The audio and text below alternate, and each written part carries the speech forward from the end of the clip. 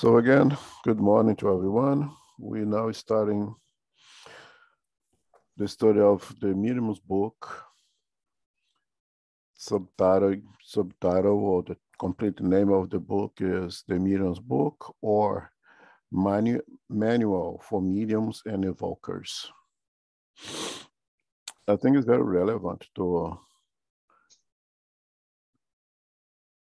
us to use the second name of the complete name of those books at least once so we can understand. Because usually the second name is the more meaningful, is the one that gives a proper identification of the book. For example, Heaven and Hell. When you see a name in Heaven and Hell, one of the book's codifications, what is it? But then the complete name is Heaven and Hell, or Divine Injustice in accordance to Spiritism. So the title tells us what is this book all about, right? It's about divine justice. It's not about heaven and hell. And the same here with the Medium's book. What is this Medium's book? It's a manual. It's a manual for whom? For mediums and for evokers. And then we have to think, who are the mediums? Well, we're going to study in this book, who are the mediums? Okay, let's take from, which is extremely impossible, I understand, try to erase all that we know already as if we're starting to learn mediumship from zero now. I know it's impossible. We say that here all the time, right? When you learn that 1 + 1 makes 2, you can't unlearn that anymore. So whatever you have learned, we know. But the problem with coming in with a full bag is that there is no room to put anything else. So my invitation, my suggestion is try to be as open and as empty as possible so you can add what we already have learned. Okay? So mediums, who are mediums? We will divide the mediums in two, being the first one being what we call ostensive mediums. And as we're going to study here, those who have a more open window, so to say, to the spiritual world. The ones who are able to have a more palpable, more clear exchange with the spiritual world or with discarnate spirits. Those who has an ability to further out, expand its perispirit to have a more clear and palpable exchange of thoughts and energy with discarnate spirits, which we're going to see through this book how it happens. And the second type of mediums is us, the great majority of incarnate spirits, when Kardec tells us that we are all mediums, meaning that we can all exchange energies, i.e. thoughts, with the spiritual world, which places to us a responsibility of what do you do in this exchange? What are we giving off? And when you receive, we may not be fully able to select what we receive. We may be bombarded with all kinds of energies, but then how to select the one that you're going to apply, that you're going to use, the ones that you're going to discard. This book will guide us through that. And a manual for mediums and evokers. What's an evoker? What's Kardec talking about evokers? Evoker, by definition, the ones that invite, that evokes spirits to communicate, that calls spirits to communicate, to provide some kind of phenomena, okay, being it physical, being it psychographic, psychophonic, all those terminologies are going to see in this book. A term that we don't use much more today, evokers. And would be best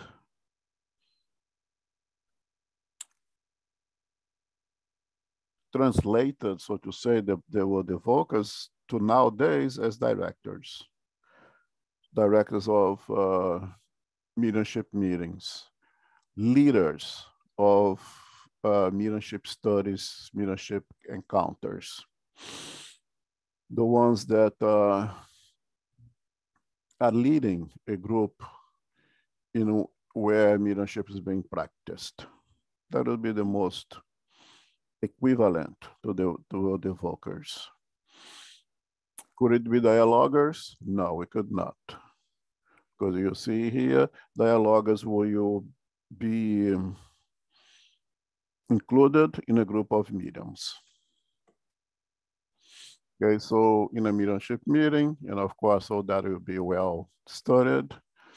What do we call the dialoguer? The one we speak with the discarnate spirit via a medium is also a medium. So it not to be placed in the condition in the position of evokers. Okay. So in other words, a manual for whom? For everyone, for every incarnate spirit, and we are going to see also discarnate spirits, because a medium is a medium, incarnate is a medium is a medium, while a discarnate as well. Okay. So again, very important. What is the total name, complete name of this book? Is the Medium's Book, or the Manual for Mediums and Evokers. It's a manual for all of us, because all of us have exchanges of energies, i.e. thoughts, with the spiritual world. We all of us are in need of a manual that guides us how to use those energies, and of course, how to provide proper energies to discarnate spirits. It is the second book of the codification. And I was curious, because you always say codification. What does it mean? Why do we call it a codification? Why do you call the 5 books the codification? The first book being the Spirit's Book, published in 1857. The second book, the one that we're studying now, the Medium's Book, or the Manual for Mediums and Evokers, published in 1861. We have the third book, that is the Gospel in Accordance with Spiritism. Again, it's not the Gospel, it's the Gospel in Accordance with Spiritism. It was published in 1864. The fourth book is Heaven and Hell, Divine Justice in Accordance with Spiritism, published in 1865. And the fifth book is the Genesis, published in 1868. Why do you call it a codification? Because if you look in the dictionary, codification is the action or process of arranging laws or rules in accordance to a system or plan. So we call this codification because this is a set of rules that guides us to use it in accordance to a system or a plan. What will be the system? The system is Christianity. Because if the mediumship has the sole objective to upgrade humankind morally, as per the Spirit of Truth, the spirits who come to provide us this doctrine, using mediumship, have one sole objective: to upgrade us morally. And we understand that the code of moral value perfected to us here is the teachings of Christ, then the system is Christianity. And what is the plan? The plan, again, is to perfect ourselves How?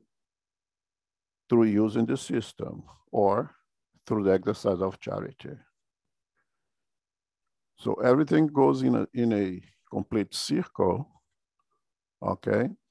When we say mediumship with Jesus, as we understand mediumship in spiritism, because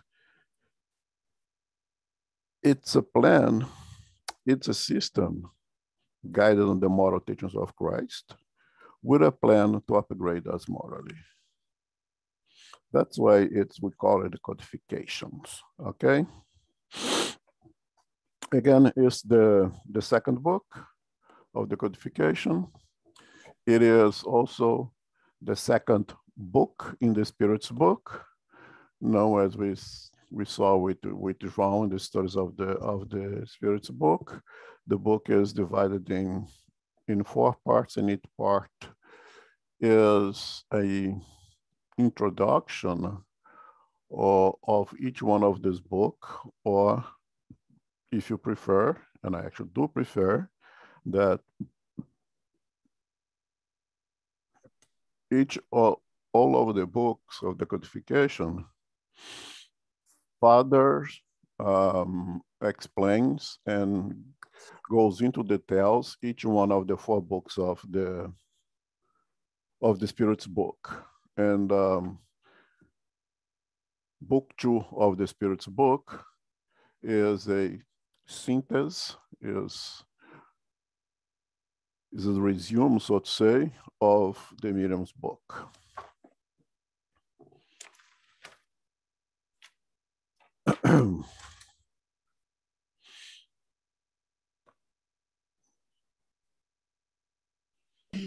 When we start being interested in spiritism, we will understand that mediumship is a strong foundation of the doctrine in itself. The doctrine is provided to us via mediumship. So one must understand mediumship if you want to understand spiritism. When we enter in these studies, there is this normal and I think a healthy curiosity that we question ourselves. One, do I have an ostensive mediumship? As we go through the readings, as we go through this book, it's natural and actually healthy that we question, do I have this thing? Am I possessed with this ability to have a more intensive interaction with the spirits, with the spiritual world? And 2, if I don't have, can I develop? Can I build one in my inner makeup to become ostensive medium? And another way that people will be curious about this phenomena, this attribute, is the ones who have the mediumship, but have no idea what it is, have no idea what to do with it, and seek help. And then they find the doctrine. And very well, they'll come to the spiritual center with 2 goals. One is, can I get rid of it? This thing is disturbing me. This thing is causing me problems. I can't sleep well. This thing's falling off my shelves. All kinds of possibilities here. Can you guys just remove it from him? I don't want it. Can I get rid of it? And number 2, perhaps a little more eloquent and evolved question is, I need to understand it. Again, this thing is, weird things are happening to me. People think that I'm crazy. I know I'm not crazy. I need to understand what's happening.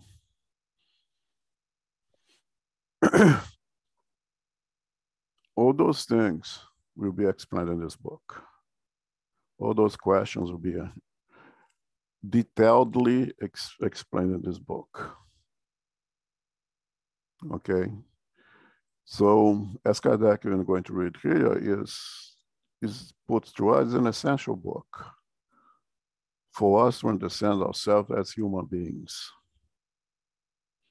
to us to understand ourselves as eternal spirits, living some time associated with gross matter while incarnate, and another time dissociated gross matter when you are in the spiritual world with our spiritual body, but without our physical body. This book will help us understand ourselves, and more important, how to interact with those who are now without a physical body. How to, two things equally important, how to learn what's good that they have to offer, how to reject what's not good and they wanted to offer, and very important, what can we do to assist? What can you do? Because if there are spirits out there that are more evolved than us and can help us, it is equally truth, believe it or not, that we are slightly more evolved than other spirits that could receive our help as well.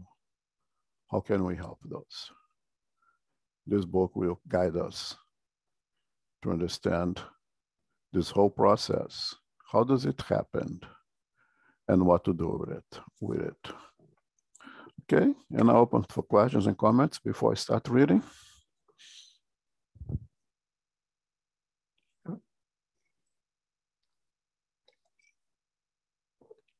Okay, so let's start reading. Okay.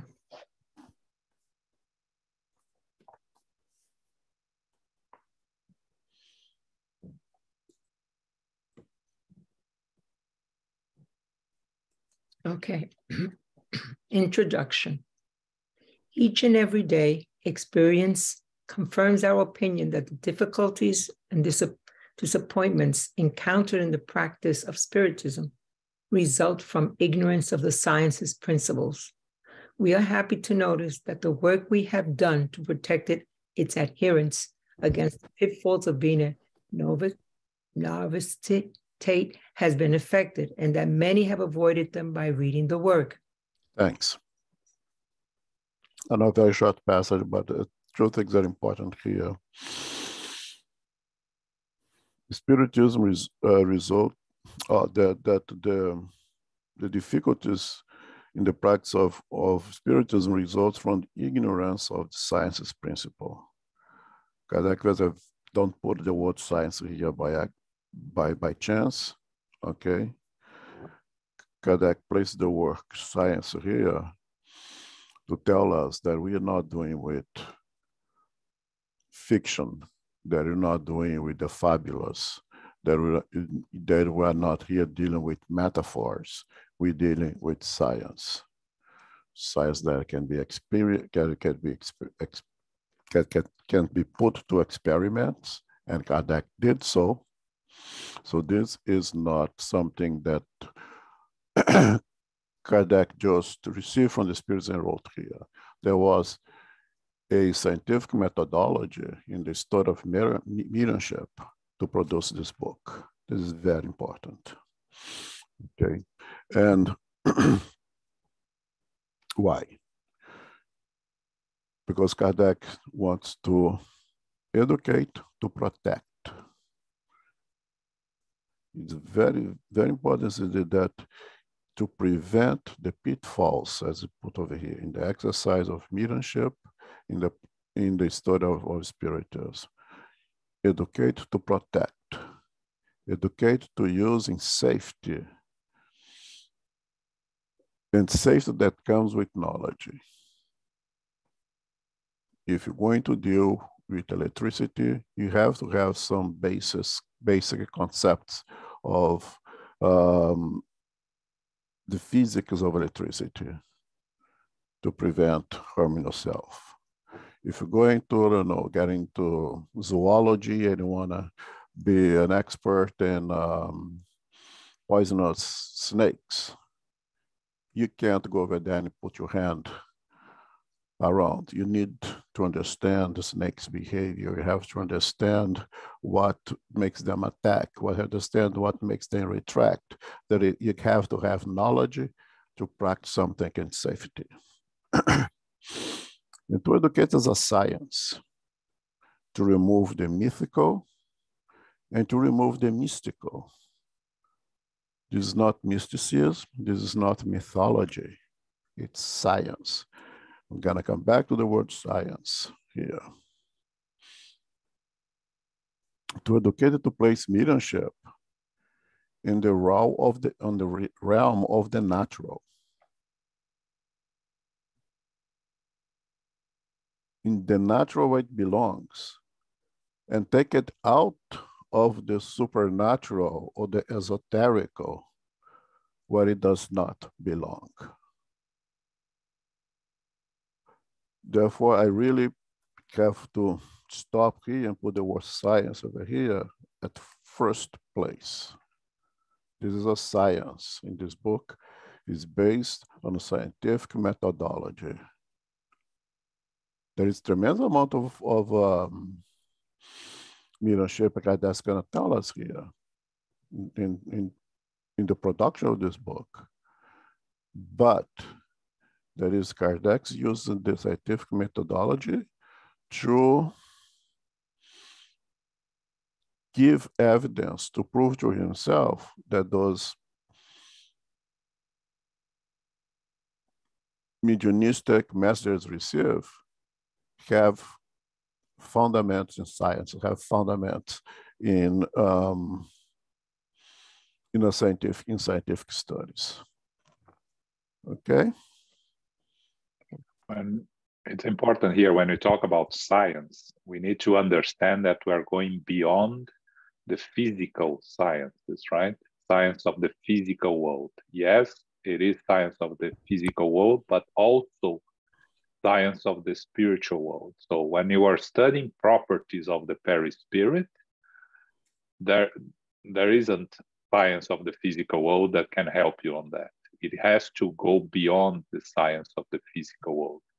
So that's why we see our science, as we understand, not accepting or not entertaining the study of the what they call supernatural or beyond the natural, right? But when we talk about science in spiritism, we have to understand that the physical science, the science of the physical world, it's studied and it's on the by the scientists specialized in it, and we in spiritism we use it we take advantage of their studies and their discoveries without trying to compete with them, just by accepting what they find, studying, accepting what they find. But the spiritism studies science of the spiritual world, which our physical science doesn't. So that's important also here, because when you talk about science in spiritism, many people that do not know spiritism mocks it in a sense, saying, well, this is not science. It is. It is a science because it uses the elements of scientific methodology. The same way that, say, if you work the studies in archaeology, of the studies of, say, studies of behavior of dinosaurs. Is an sort of observation, look outside and making reasonable assumptions that that's how that species of dinosaurs behaved, because you can't go back and see them behaving anymore. But you apply a scientific methodology to reach those conclusions.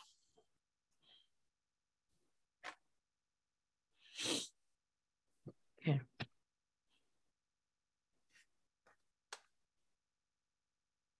Okay. Okay. It is quite natural for those who have concerned themselves with spiritism to desire to personally communicate with spirits. This work is intended to facilitate their journey, enabling them to take advantage of the fruits of our long and laborious studies, for it would be quite erroneous for someone to assume that, in order to become an expert on the subject, it is enough to simply learn how to place his or her fingers upon a table to make it turn, or to pick up a pencil to make it write. One would be equally mistaken to expect to find in this work a universal and infallible recipe for training mediums. Although everyone already possesses the necessary inner seat qualities for becoming a medium, such qualities express themselves in varying degrees, and developing them depends on causes that are outside the human will. The rules of poetry, painting, and music do not make people poets, painters, or musicians if they do not have the gift in the first place. Such rules only guide them as they use their natural abilities. The same applies to this work. Its purpose is to indicate the means of developing the faculty of mediumship according to each one's abilities, and especially to guide the use of faculty advantageously when it is present. This is not our sole objective, however. Okay, thanks. So the examples that Kardec used here: poetry, painting, music. I'll go farther and say architect. Some individuals has something that seems to be quite natural to them to develop the skills to practice those things, to be a poet, to paint. Some people without any proper education just pick up a pencil or a pen and start drawing with absolutely naturality that, no, I cannot make a little house. And some people 5, 6 years old pick up a pen and a pencil and draws a whole building, a whole city. That is amazing. Where does it come from? Individuals have those natural abilities that, by the way, they develop for themselves, right? They worked on it, and they are able to express it in further reincarnations, because you can imagine there are 5 years old who never saw a pencil before, picks up and start drawing. I just learned it right then and there. So we come to the question is, what about us? What about the ostensive mediums? The natural questions that I told you, that when we find this doctrine, we will question, do I have it? If I don't have it, can I get it? If I do have it, I don't want it, can I get rid of it? Right? And that's, if you, Jean, if you could, bring to us the messengers. If it's possible, if not, I can read. The book Messengers is the second book of the series, The Life in the Spiritual World of André Luiz, via psychography of Francisco Cândido Xavier. This chapter is a very interesting chapter that it deals with preparation of mediums, or part of the chapter deals with preparation of mediums. And if you go to the next page,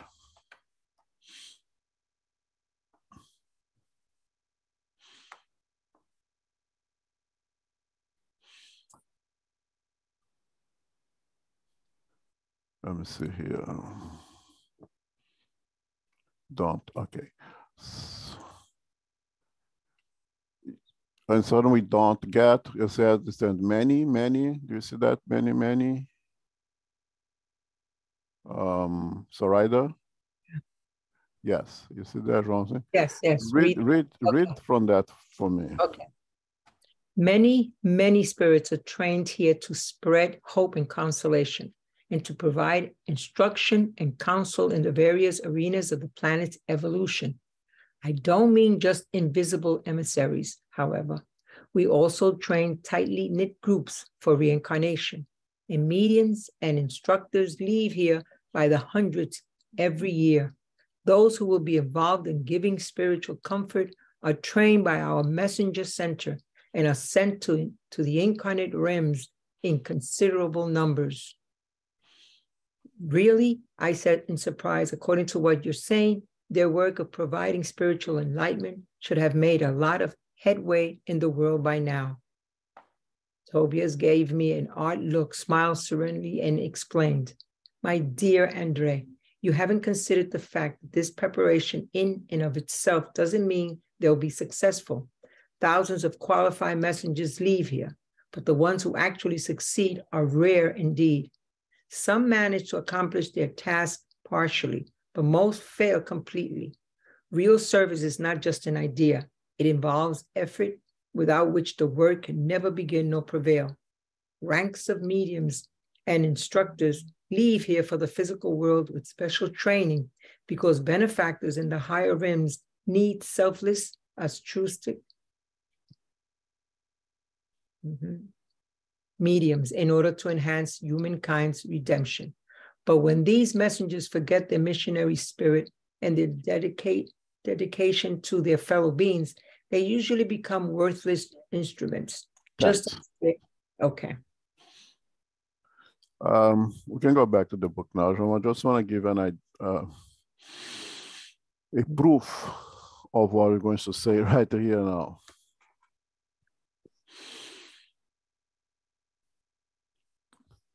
Mediums with ostensive property, being psychography, being psychophony, being physical phenomena, being seeing mediums, they do not happen by just an accident, an aberration of the genes. Mediums are prepared in the spiritual world. There are centers, and if you read further here, Tobias, who is teaching André Luiz in this book, he says there are many schools like this one is spread throughout the spiritual world in those colonies that are associated with planet Earth, providing that education for mediums.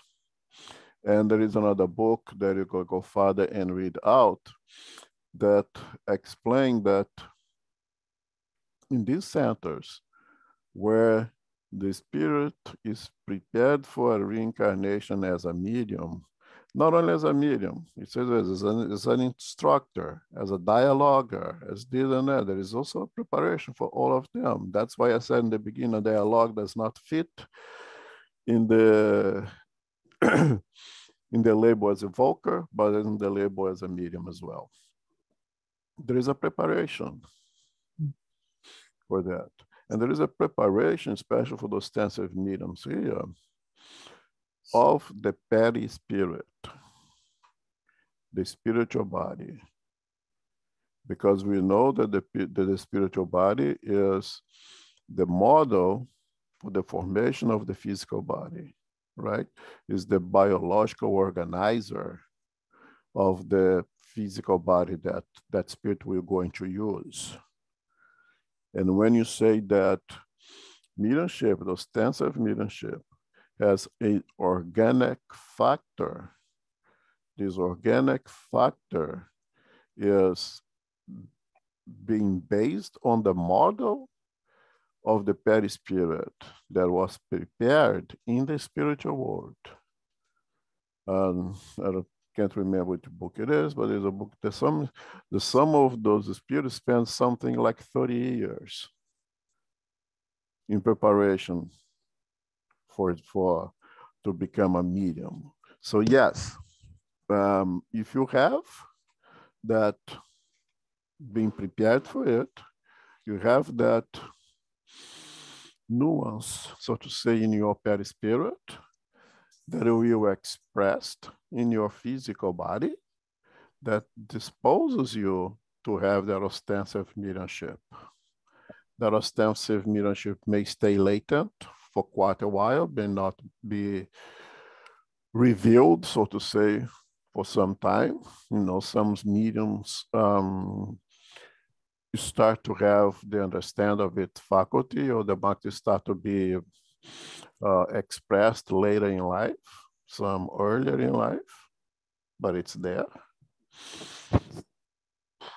That faculty, you cannot make it. You have or you don't have it. Ostensive, okay? But it needs to be developed, it needs to be educated. And what this book will do here is how to educate, to develop, to use it properly. Okay, and what to use it properly, because as we just read over here, then Luis, when he finds out about this center of message center, where there is this building, is actually a huge building. It's like a university, and André Luis details over here. It's like when you walk on those huge universities in the physical, let's say, you know, Harvard, beautiful buildings and things. That also, that is university for the spirits to go and be educated, be prepared for the work of mediumship. And then Luis say, wow, well, that's wonderful. Then those guys gonna come reincarnate and be, you know, oh, Francisco Chan Xavier's, and the guy and the Tobias, the instructor says, nah, unfortunately, it's not like that. Because despite being so well prepared, besides being invited and accepted this attribute, it's like someone come to you or to me in the spiritual and say, hey, I have a project for you here. You are in need of develop some skills over here. You have some debits that we can facilitate to you. We offer you the possibility of reincarnate as one of our messengers, you know, the possibility of incarnate as a medium with this and this and that mission. And again, the word mission, don't make it a big deal, you know, tiny little mission, okay?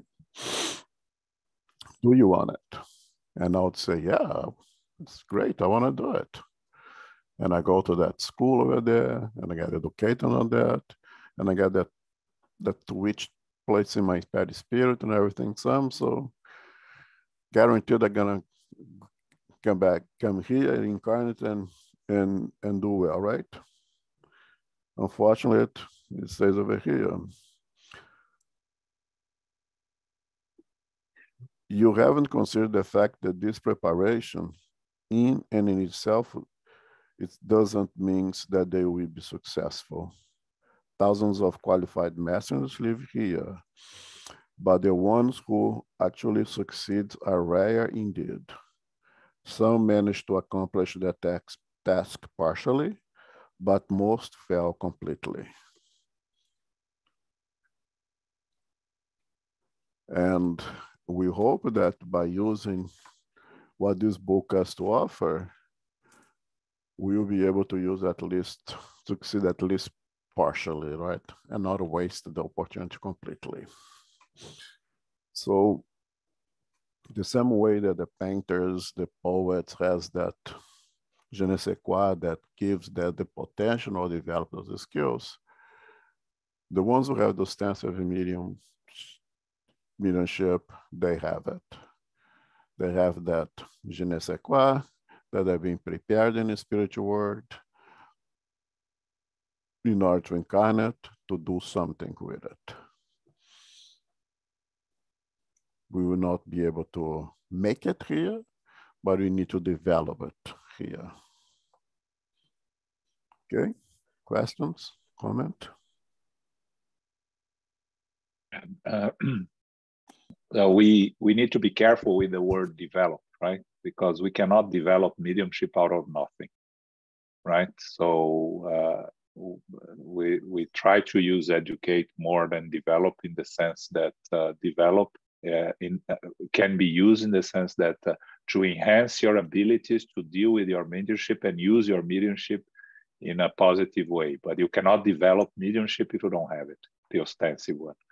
So that's why you hear some people not talking about developing anymore and using only the word education. It's not that it's wrong, but it can give the wrong idea that you can develop it from nothing, and you cannot. You need to develop if you have it. Excuse me. Yes, Philip. Elmo, I think you're referring to another book we're not looking at. What was the name of that book about the development of mediums? Excuse me? The Messengers. That I just read now? Yes. Yeah, the Messengers.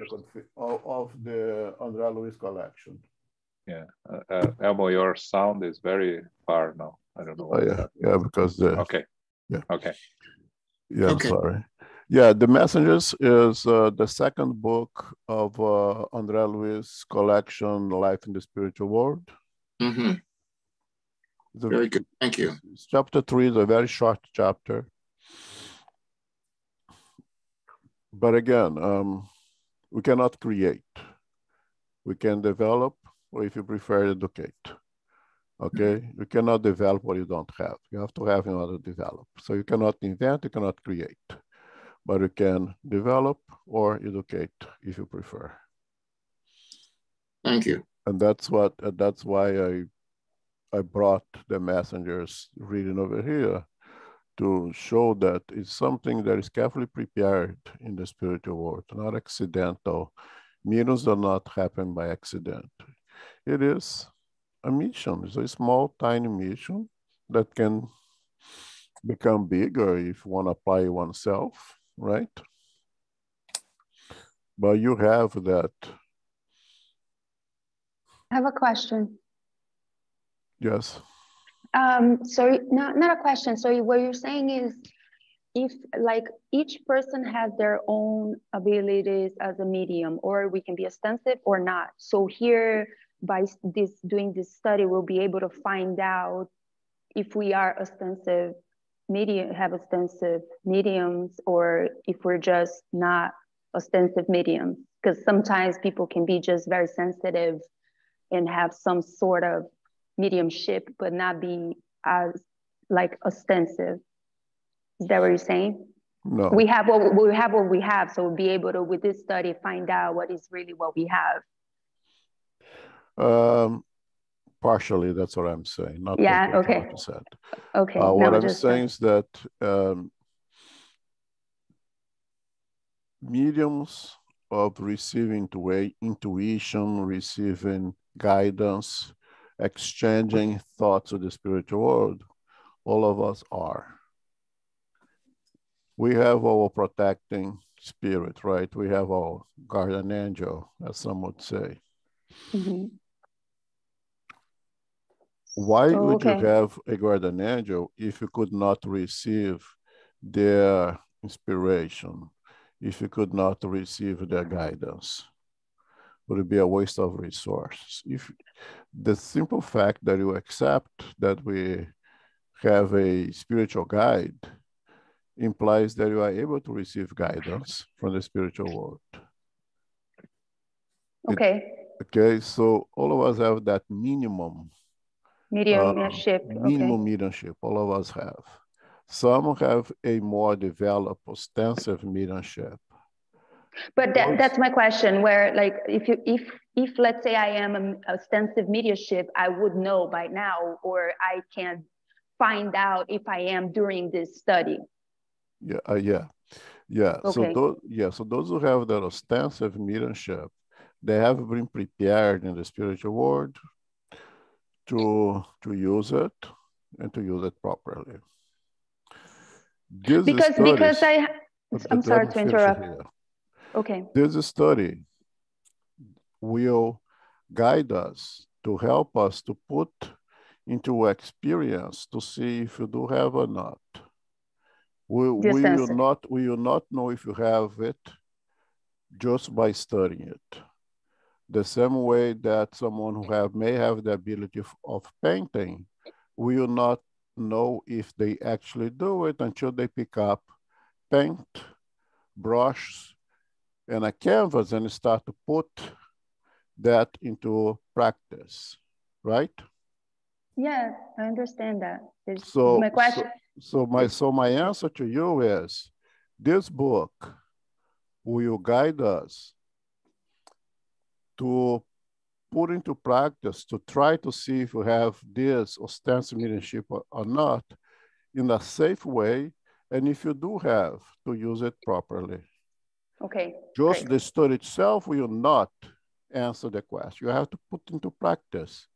The same way that you can study painting for 20 years, but if you never put your hands on a brush, paint, and canvas, you'll never know if you have or not that attribute. Okay, that answered my question. Thank you. Makes sense. Thank you so much. You're welcome.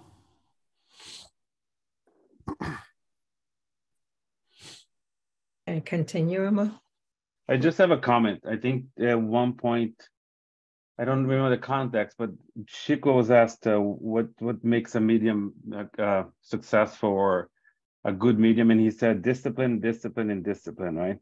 And I think perhaps this is where we all, I look at myself, find the most difficulty, right? And going back to the Messenger's book, maybe that's the reason that most of us, or the people that come to be mediums or prepare to be mediums, fail, right? Because I think the discipline of thought, the discipline of action, of feelings, gets lost based on the daily routine and how much life demands of us. So I think that's perhaps one of the things that I look to, and I think developing, going a path of mediumship more than anything else. I think, obviously understanding what the phenomena is, but then how can you actually develop that in a way that's going to be useful to the collective? And I think that's the personal effort that you have to put in.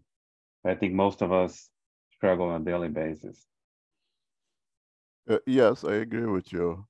The only caveat that I put into it is, when you say the word discipline, you would question, well, what do you mean by discipline? What are the guidelines of this discipline that you are talking about? So there is the discipline of the exercise of the mediumship, the discipline of educate, to use it at the proper time, at the proper place, with the proper objective. And those things that altogether can be resumed in the word discipline is guidelines that are studied here in this book that helps us. But again, as in that book we just said, having all those guidelines is only meaningful if you apply it, if you use it, right?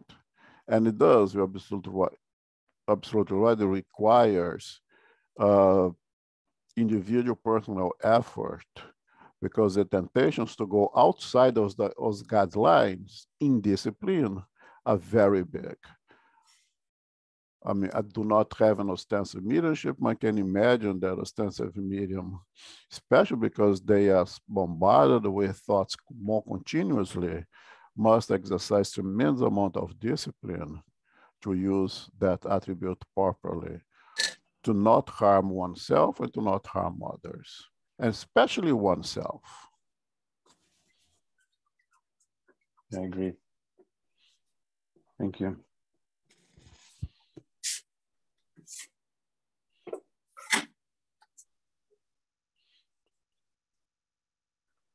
Continue. Hi, everyone. It's Laura. I am an ostensive medium, and I consider myself still a very young medium because I don't remember the year that I started at the center. I think I started with a meeting around 2018. But through learning and through studying and through applying the moral teachings and through doing what I call a life assessment of myself, really looking hard at myself and why I'm having issues with lower level spirits who are, you know, very quick to interfere on a daily basis, and how to, I look at it as you have to go through some type of self-cleansing through the study, through the discipline of applying what you know, and through the analyzation of the thoughts that come in. And there's always a question, is it my thought or is it not my thought? And I've had to really slow myself down to be aware. And it's almost like there's a movie out there where I think it's called The Matrix. And the guy has to literally stop and think, is this real or is this not real? Is this mine or is it not mine? Is it being created or is it not? And I've been like doing this awareness process and trying to be so aware. And as you do it, you get better at it. And as you get better at it, you can actually feel the negative presence come into your space. And then you can more easily push it away. Something interesting just happened recently. I was asked to repaint a bunch of we have a couple like garden statues, and I haven't painted since I was a kid, really. And I really enjoy it. And some days I can't do it because I can feel a negativity coming near me. And I say, nope, I'm not doing that. And I put it all away. And I figure that's not the time. But I do feel when you work on an extensive mediumship, you have to do a lot of what I personally call self-cleansing. You know, I don't have a spiritist background. I'm American, so I don't know how to properly communicate it with everyone else. So I'm trying my best because I don't have that background through relatives or through childhood. But yeah, there's a lot of self-reflection. There's a lot of figuring out these feelings, these thoughts, emotions. You can wake up in the middle of the night out of nowhere and have like these feelings, and they're not mine. It's from an outside source. It's because I'm being woken up because there's a presence. And then learning how to disregard that, to push it away. And then to also, I guess it would be being called cleansing my own perispirit and making myself better so that it can no longer come so close or affect me, if that makes sense. I'm hoping I'm making sense. It's hard for me to explain. Yeah, it makes a lot of sense, Laura. And what you just described is exactly what Elmo was mentioning here. This is educating your mediumship, and this is a personal journey. We can give all the information and we can give all the knowledge, but educating your mediumship is a personal journey. Yes, that you have to do it by yourself. Every medium, because we are all so different. We have similar circumstances, but we are very different. So there's many different ways in accomplishing, working on your mediumship, because it is a very personal journey. But thank you. Thanks, Laura. Okay, thanks, Laura. Let us continue. I think you should be able to finish this introduction today. Alongside mediums per se, the number of individuals who are concerning themselves with spirit manifestations is increasing every day. To guide them in their observations, to point out the difficulties they could and certainly will meet in dealing with a new order of things, to initiate them into the matter of communicating with spirits, to indicate the means for receiving good communications. Such is the scope we must embrace, lest our endeavor be incomplete. Thus, it should not seem surprising to encounter teachings in this work that at first may appear irrelevant. Experience will prove them to be useful. After studying this book very carefully, these individuals will better understand the incidents that they are sure to witness, and the language of certain spirits will then seem less strange, since it contains a practical instruction. It is not aimed exclusively at mediums, but rather to all who wish to observe spirit phenomena. Some would have had us publish a more succinct practical manual, indicating a few words techniques to follow in order to communicate with spirits. These persons believe that due to its low cost, a book of this nature could be more profusely disseminated and would therefore be a powerful means of advertisement, which will then result in an increase in the number of mediums. However, we think that such a work might do more harm than good, at least for the time being. Spiritist practice is surrounded by many difficulties, and it is not always exempt from problems, which only a serious and thorough study can prevent. Thus, we fear that a succinct exposition might facilitate frivolous experiences, and this would only lead to regret. These are the matters that are neither appropriate nor prudent to be toyed with, and we believe that we would be doing a disservice to place them within reach of the first person frivolous enough to think it would be entertaining to talk to the dead. Instead, we will address ourselves to those who see a serious purpose in Spiritism, who understand its great importance, and who do not intend to make communicating with the invisible world a mere pastime. Thanks. Okay. So Kardec's telling us that, in 1861, the number of individuals who are concerning themselves with the spirit manifestation is increasing every day. I can't say if that is also true for today. I don't have any statistical numbers to say that that's the case, but just as a guess, complete unscientific, I think the curiosity of understanding ourselves better as more than physical, it's increasing. You see, unfortunately, not so good things emerging every day. If you go to Google, there's a lot of things that dealing with the extra physical more and more and more and more. Kardec points out over here that there are things that you read in this book that you, at the time of reading, you say, is that really meaningful? Is that really applicable to me? Is that really applicable to what we practice in our Spiritist Center?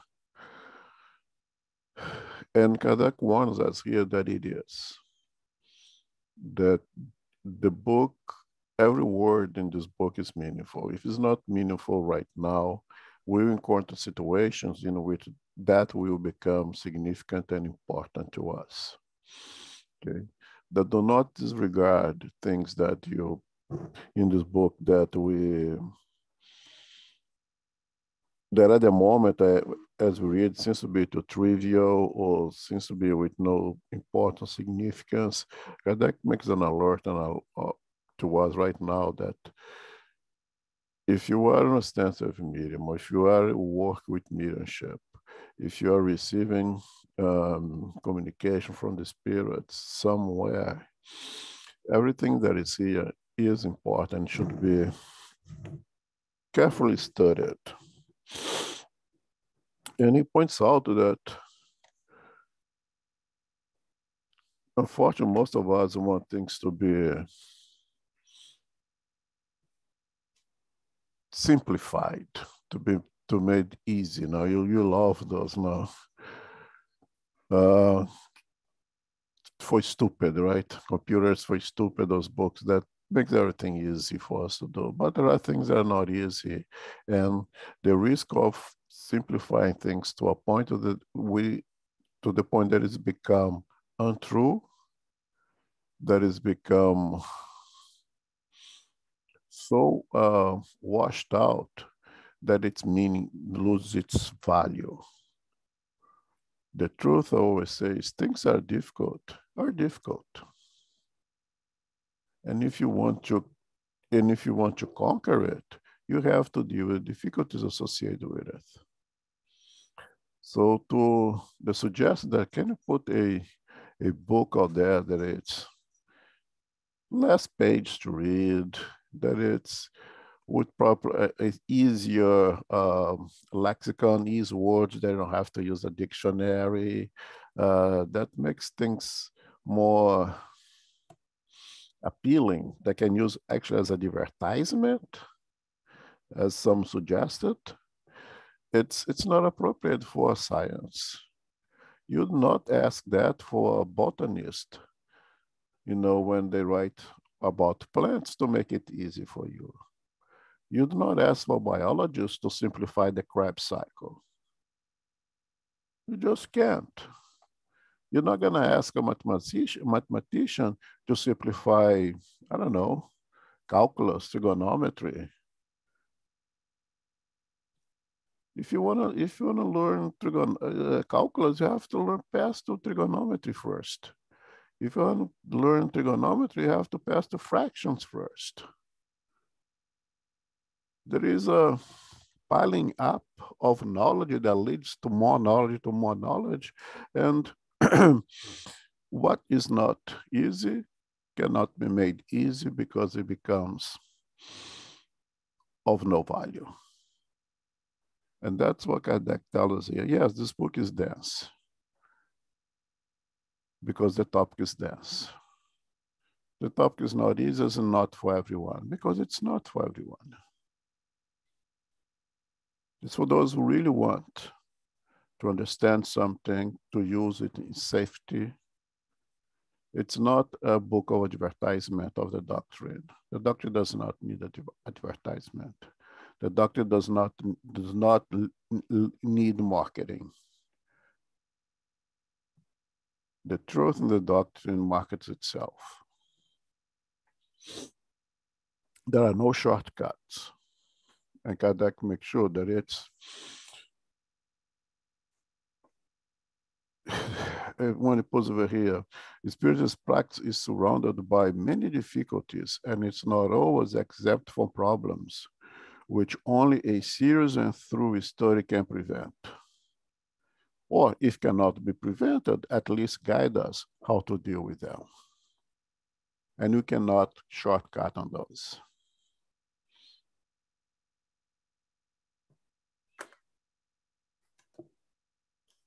Okay. If no questions, can continue reading. You're on mute, Zoraida. Okay. Thank you.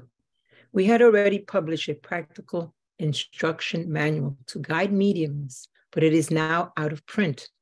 Although we printed it with an eminently serious and grave objective in mind, we will not reprint it since we did not find it complete enough to clear up all the difficulties that may be encountered. Therefore, we have replaced it with this work, in which we have gathered together all the data that extensive experience and conscientious study have enabled us to acquire.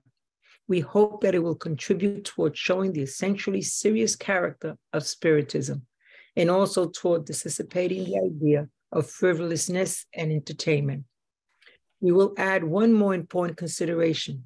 Meetings where experiments are performed lightly and without full knowledge of the facts arouse very bad impressions in novices and ill-disposed individuals, and cause the problems of conveying a very wrong idea about the world of spirits, thereby encouraging ridicule and providing well-founded grounds for criticism.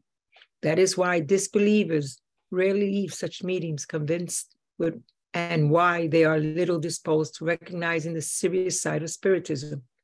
The ignorance and frivolousness of certain mediums has caused greater harm to the opinion of many people than one might think.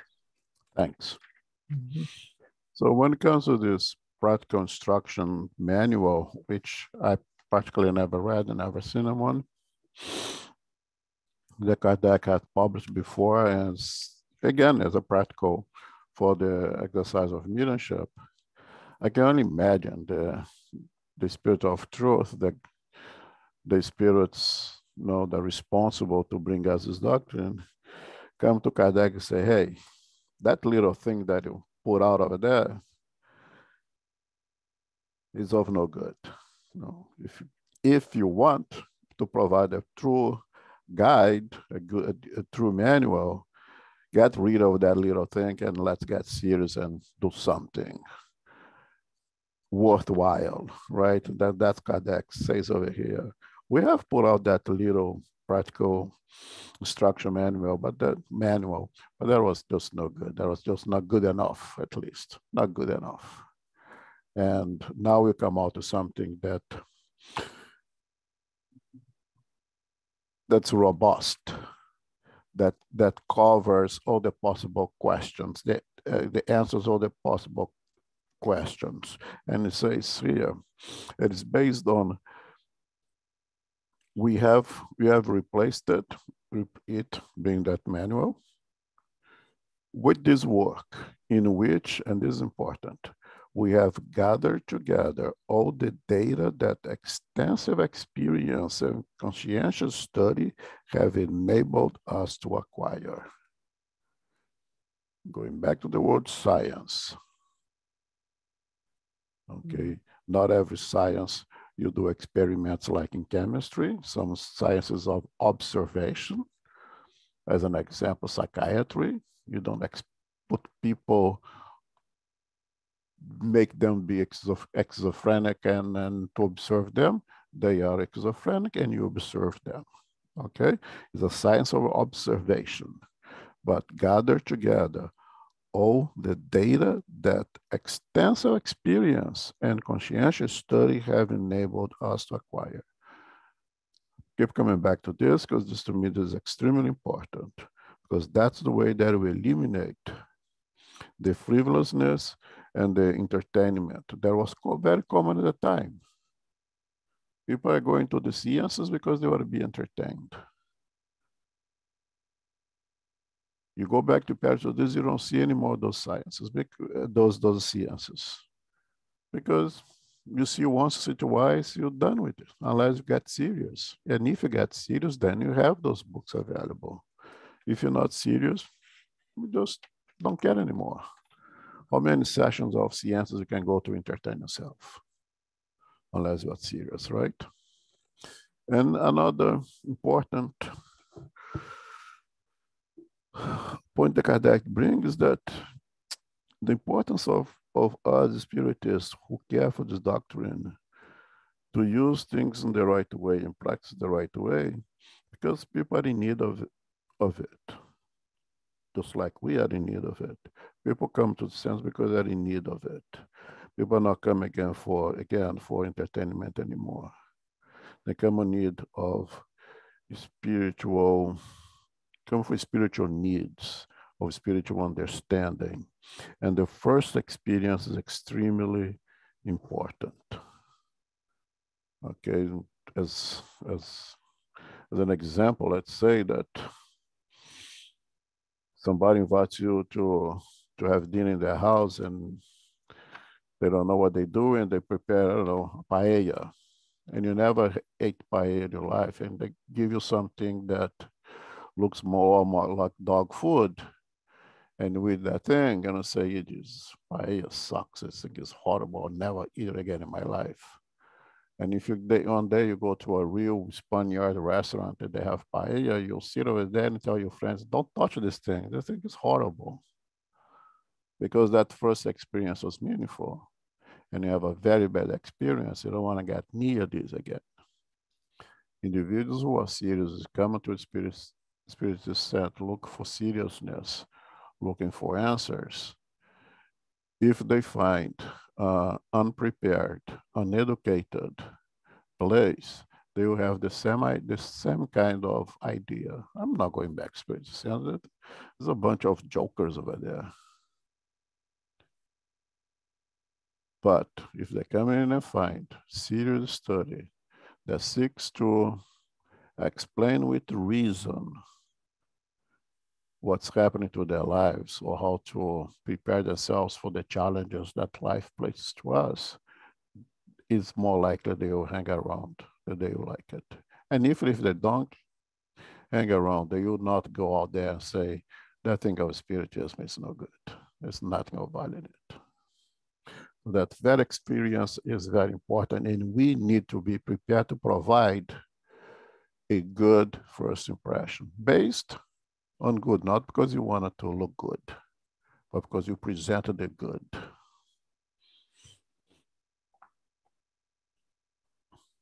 Okay. I think we can finish already now because there's not much to comment here anymore. Can read to the end, okay? Okay. Spiritism has made great progress in only a few years, but its greatest step occurred when it entered the field of philosophy, because since then it has been appreciated by enlightened persons. Nowadays, it is no longer mere entertainment, but rather a doctrine that those who used to ridicule table turning no longer find it amusing. Through our endeavors to bring it along and sustain it on such terrain, we are certain to win more dedicated adherents than through a large number of manifestations that might be open to abuse. We see evidence of this every day in the number of such adherents who have resulted from simply reading the Spirit's book. After having set forth the philosophical aspect of the Spiritist science in the Spirit's book, we offer in this work its practical aspect to those who wish to concern themselves with manifestations, whether on a personal basis or by observing the phenomenon they are called to observe. They will see herein the obstacles that they may encounter, and they will thus have the means to avoid them. Although this one follows the other, these two works are to a certain point independent of each other. But to whomever wishes to seriously delve into the subject, we recommend the Spirit's book be read first, because it contains fundamental principles, and without which it may be difficult to understand some parts of this work. This second edition has been much improved over the first.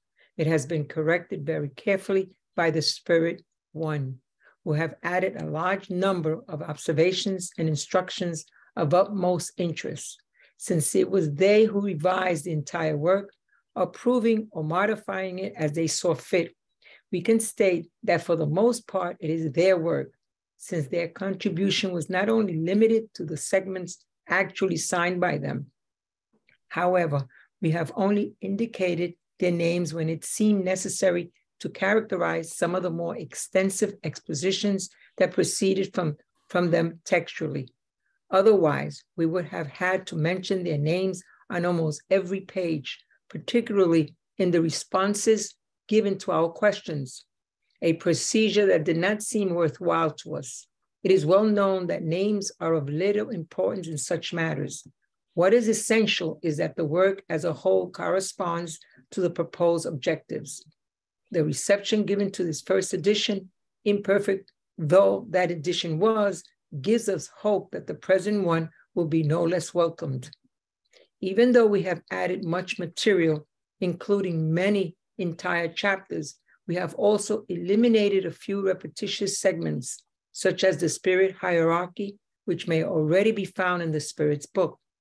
Furthermore, we have omitted from the glossary whatever did not properly fit the scope of this work, and have appropriately replaced it with something more practical.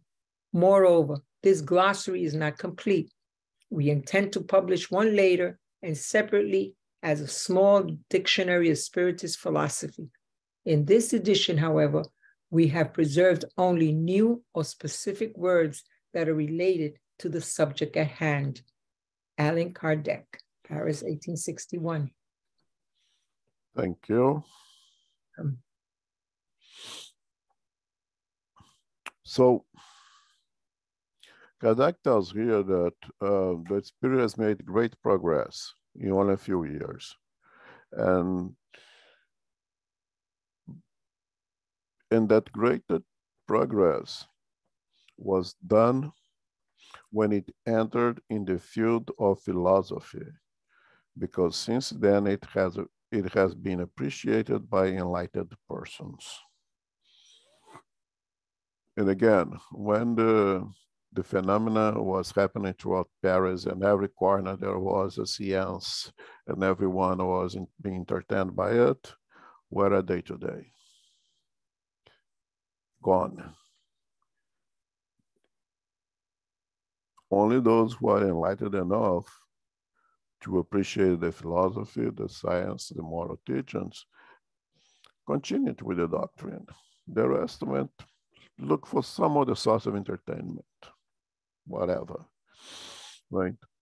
but most important, not by the phenomena. And the point that I'm making here is that mediumship is one aspect of the doctrine. It's a tool, it's an instrument to present the doctrine. It is a tool, it's just an instrument. It's like a pen. It's like a computer that we use to better ourselves. And the Spirit of Truth, the spirits who prepared this doctrine for us, they tell us that this instrument is being used to upgrade us morally. So it's not to entertain, it's not to expand mediumship, but it's to explain how it works and prepare us to use it wisely. They let us know that this is not the first edition, that was on previous edition, and the previous edition was much smaller in content, and there was some contents that was not necessary, like, for example, the hierarchy of spirits. That is a part of the spirits book that deals with that, so didn't have to repeat in this book. And it let us know indirectly that this book itself is a work of mediumship, because it says over here that it's so many spirits that have the input in this book. If you were to put the name of each one of them, the book would be 3,000 pages long. I don't know, right? That the work has been corrected and added by the spirits, and there's a footnote here that's very important. If you see over here the word, the footnote, okay? This is very important. When we use the term the spirits with a capital S, the text is referring to the group of highly evolved spirit involved in revealing the Spiritist doctrine. So when you see an S with small s, it's the general public spirits, right? When you see a capital S, we are referring to the Spirit of Truth, the GLAB, the group of spirits, highly evolved spirits that brought the doctrine together for us.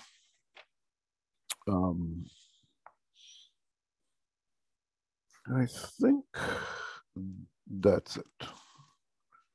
Any more comments? I think it's important to reinforce what Kardec says. Whoever wishes to study the subject, first to read the Spirit's book, right?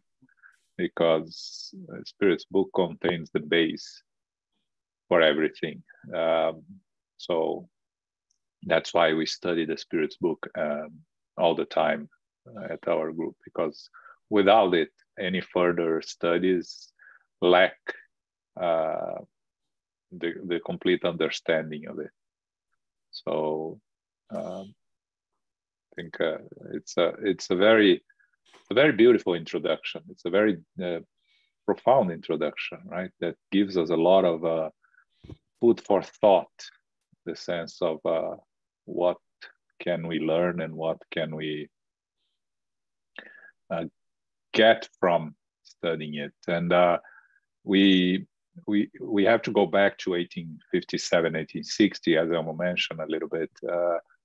What was happening there in Paris was seances every corner, and a lot of curiosity on the communications with the spirits. And Kardec was not particularly interested in that, actually. He was called many times and didn't accept the invitation because he didn't thought it was anything serious. It's interesting that he was, he studied magnetism that Mesmer brought before Spiritism, right?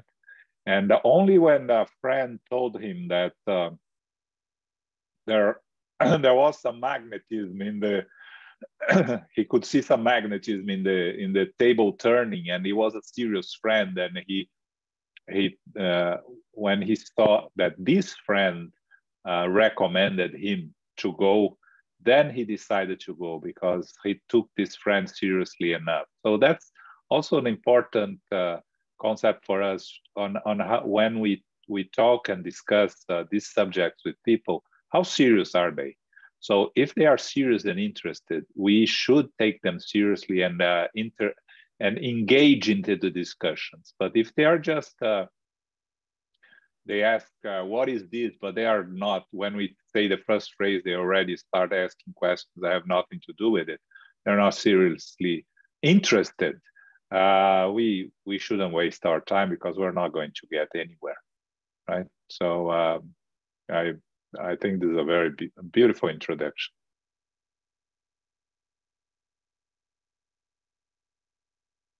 Well, okay. Any more comments, any questions?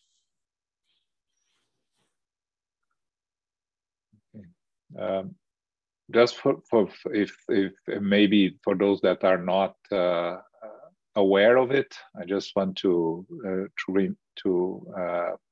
introduce here.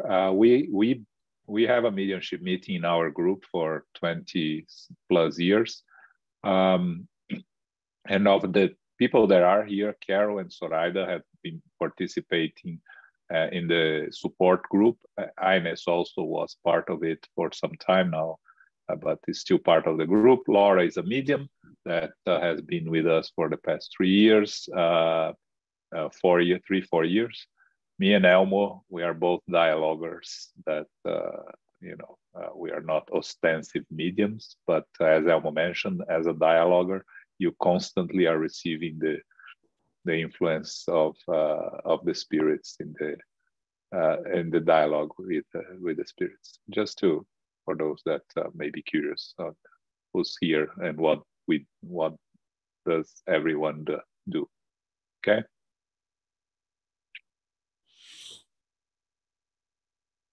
And just one last comment. Again, we will read things that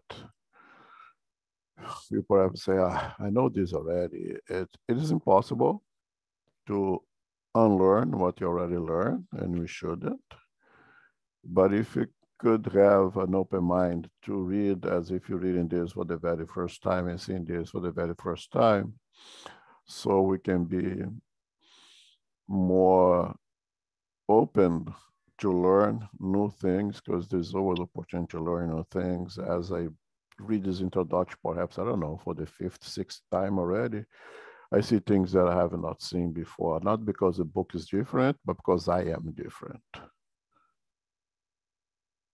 And I think we should use opportunity and go through a lot of things over here, that some of the historical aspect of the doctrine, some things that at the moment that you read, we may not give it proper value, but will come a time that we recognize its value.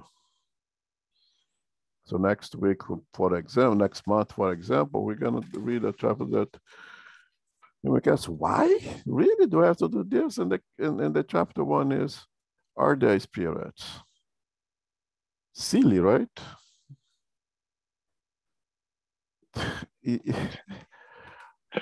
Do you really have to go through this? If you say no, you are in the wrong class, right? But we'll see things here that are of importance to us. Okay, any more comments, any more questions? If not, please, Carol, can you make a final prayer? Yeah, before Carol. Sure. Next Sunday is the last Sunday of the month, so we have our Q&A session. Please bring your questions, so we can, it can be related to this book. It can be related to any aspect of Spiritism. Okay. And just a reminder, I think most of you here know, this Thursday, we have Divaldo's event at the United Nations. So SGNY, we won't have our study of the Spirits book that we normally have on Thursdays, okay? We will all be at the UN theme development. All right? And for the Q&A, just to complement, for those who are here for the first time, if you're kind of shy of speak up those questions, first of all, every question is relevant, every question is good. We come already of the Q&A because we see that people have questions during the studies. They do not want to ask during the studies, but when I was doing it presential, after the study is over, some people come to me or to João and have questions that are extremely important and good for the whole group to hear. So we open this day to put up your questions. So if you're not comfortable with speaking out loud, that you can always send a text or send an email. We'll read them and we would love to have as many questions as possible, please. Again, as I always say, there is no Q&A without a kill.